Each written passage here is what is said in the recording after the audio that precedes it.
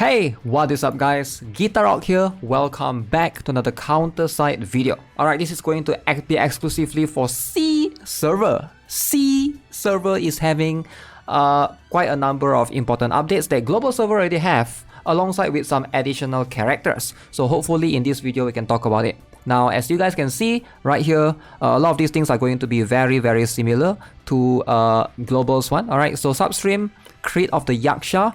We're going to have the special event substream, event missions, event shop unlocked. A capital point event is added. Complete missions to get various rewards including relic gear coupons. Now I thought this was pretty interesting. SEA server will be having a capital point event. Now this is always a very helpful and useful event to help out new players. Now if you guys are interested to jump in, consider helping yourself and get all of these rewards. It's like an event shop. Just just play your daily stuff. You will be able to add those have those additional rewards alongside the way, right? So new units added to the Alterium reactor system. Awaken Yuna, Karin Wong, and Jane Doe. I believe Global already has these, if I'm not mistaken, last week, right? So it's like the similar stuff. Not gonna go too much into detail, but it's already been mentioned before, alongside event challenge Officium Divinum unlock. So gear enhancement punch in. We're gonna have a new character, new normal recruitment, Cel Maronia. Hopefully I'm pronouncing that correctly, but Ciel is this girl right here. This girl. So Cel Maronia. So she is going to be apparently a very interesting character, assassin and a striker who attacks the backlines. Alright. So she is going to be a very interesting character, striker for course. We're going to jump into more details shortly, alongside with Scarecrow, Grendel, probability up if you're looking for any of those characters. 50 free pulls. 5 free pulls will be given every single day, up to 50 free recruits during the event, alongside with Jo Shiyoung Rearm.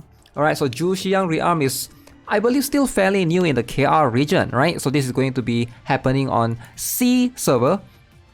And plenty of other things. As you can see, arcade is unlocked for SEA server, new raid season for boss, and some login gifts alongside the ways. So all of these are pretty similar, right, to global server. And then you can see some of the T5 gears will be adjusted. SSR will become R, SR will become N, and these adjustments have already happened in global, right? Relic gear, latent ability reset already happened in global server as well. A few of these things will be kind of similar in that sense. So let's focus on the two new things, or the two new characters rather. In this case, we have Cel Maronia and Jo Shiyoung Rearm. So these two characters will be happening in SEA server first, and then global server later on. So I do have two videos to reference here from our fellow KR YouTubers. But first things first, let's talk about both Cel and Rearm Jo Shiyoung. So like I mentioned, Cel is going to be a 4-cost striker. As you can see, she's going to be a ground type unit. So what is she all about? As you can see, she swings her weapon. She does AoE damage when you deploy her, right? And then her passive skill is pretty interesting. So upon deployment, she's going to swing her weapon, and each hit taken during deployment will give her 1% damage reduction, and this cannot be cancelled.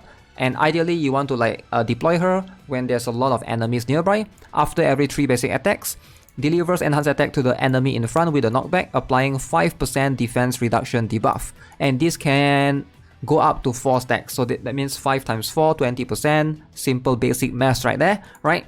So she gets a little bit of evasion going on. At level 5, grants herself 100% true damage reflection. During deployment, only direct attacks that are dealt to HP is reflected. Alright, received damage cannot exceed self max HP. Now she is immune to all hit stuns during deployment. So I thought this is pretty cool, right? If you look at this particular video right here, so let me see if I can show you guys. This is going to be something that I thought was pretty unique. She's one of the few characters that's sort of like immune to a lot of attacks during deploy. So when you deploy her, that's what she does. She enters and swing her pole around. And ideally, you want to deploy her near the enemies, so that when she hits the enemies and swing those things around, you are also able to apply some of these things, right? And she's going to have this true damage reflection as well. So her special skill, she's going to leap forward, attack unconditionally crits on enemies below 50% HP. So that's going to be something that's kind of unique. Feels like it's PvP specific, right? Grants herself a barrier equal to 30% of max HP after leaping forward. Now this is kind of good in PvP SE, I guess, in PvP, maybe to a certain extent, but can be countered by some barrier reflux units. Just gotta pay attention to that. So her special skill is going to be this particular one. Let me see if I can show it. So she's going to leap forward, that's the one, and she gets the barrier, as you can see, right?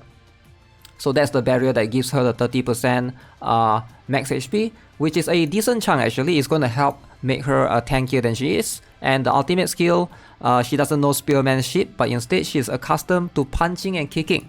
Alright, so this is going to help her deal AoE damage. Enemies hit by the last shrapnel will have the defense reduced by 50% for 4 seconds. A lot of defense shred right there.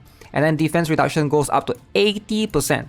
So this part is actually pretty good for PvE. Alright, if you want to use CIEL in PvE scenarios, you could. Alright, it's not going to be impossible, but we already have a lot of defense threat units, for example like Agnes and stuff, plus she's a 4-cost striker. So some KR players have tested, she's not that good for Tyrant Gigas if you are recruiting her for that, because I think that's going to be the barrier to entry for a lot of veteran players. The harder PvE content is going to be Tyrant Gigas.